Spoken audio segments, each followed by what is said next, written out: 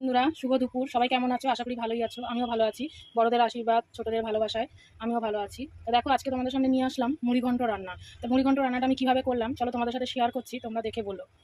প্রথমে আমি গোবিন্দভোগ চালটা ভেজে নিয়েছি, মাছের মাথাটাও ভেজে নিয়েছি, এই আলুটাও ভেজে নিলাম একটু নুন হলুদ দিয়ে। মাছের মাথাটাও আমি নুন হলুদ দিয়ে ভেজে নিয়েছি। আলুগুলো আমি তুলে নেব, ভাজা হয়ে গেছে।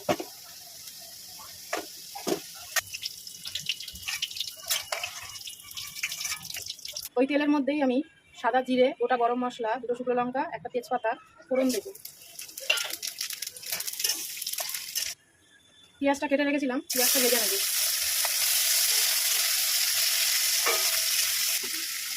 লবণ দেবো পরিমাণ মতো, একটু চিনি দেবো।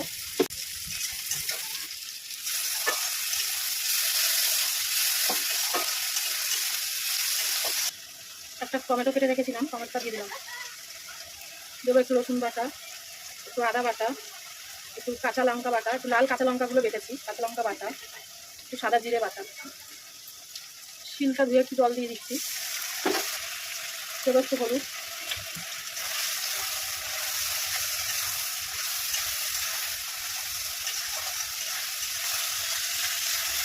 মশলাটা কষানো হয়ে গেছে, তেল ছেড়ে দিয়েছে। এবার আমি আলু আর মাছের মাথাগুলো যে ভেজে রেখেছিলাম দিয়ে একসঙ্গে কষিয়ে নেবো। মাছের মাথাগুলো একটু ভেঙে দেবো।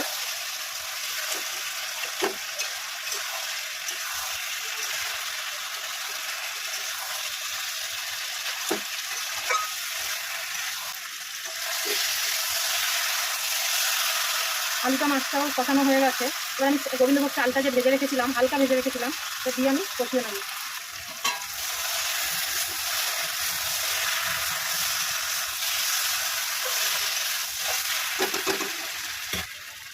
জল দিয়ে দিলাম একটু পরিমাণ মতো, চালগুলো সেদ্ধ হবে।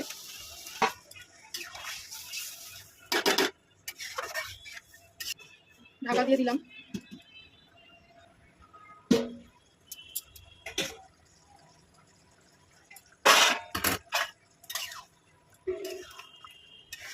গ্যাসটা আমি কমিয়ে দিয়েছিলাম, কেননা বেশি জল দিয়ে তো আর এটা করা যাবে না।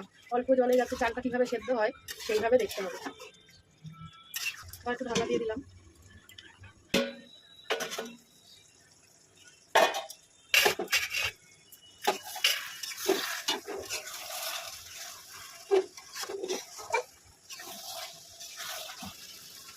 একটু ঘি দিয়ে দিলাম নামানোর আগে।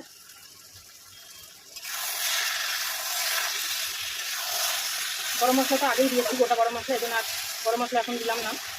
গরম মশলা বেশি গন্ধ ভালো লাগে না। অতিরিক্ত গরম মশলার গন্ধটা দিলে গোবিন্দভোগের চালের গন্ধটা বোঝা যাবে না। হয়ে গেছে দেখো বন্ধুরা, আজকের মুড়ি ঘন্ট। রাখছি বন্ধুরা, সবাই ভালো থেকো, সুস্থ থেকো।